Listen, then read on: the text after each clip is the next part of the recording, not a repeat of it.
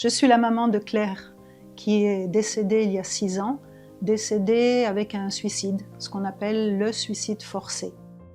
Le suicide forcé, c'est quand une personne se suicide suite à du harcèlement ou des maltraitances psychologiques, physiques, sexuelles aussi. Cette personne se suicide et on arrive à prouver, dans le meilleur des cas, que ce suicide est dû à cette maltraitance qu'elle a subie. Alors Claire était une jeune fille pleine de vie, elle était rayonnante, elle était souriante, elle était lumineuse. Et puis un jour, elle a rencontré quelqu'un qui était pour elle le prince charmant, mais il a commencé à l'affaiblir, à la dénigrer, à lui faire perdre confiance en elle.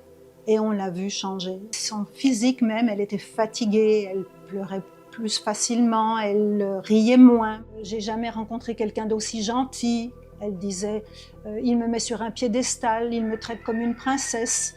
Et ça a un nom, le love bombing. Love, l'amour, bombing, on bombarde l'autre d'amour et de petites attentions et on le séduit comme ça. Et puis petit à petit, on passe sur une autre phase de la relation qui va porter un autre nom, qui va s'appeler le gaslighting. C'est arriver à mettre dans la tête de la personne qu'elle perd la tête, qu'elle devient folle, qu'elle fait des bêtises, mais qu'elle ne s'en rappelle pas, qu'elle dit des choses, mais qu'elle ne s'en rappelle pas, qu'elle est méchante, mais qu'elle n'en a pas l'impression. Et ça, c'est très important de comprendre que c'est le suicide forcé par le comportement amené par quelqu'un d'autre. Ma fille n'était pas quelqu'un de fragile.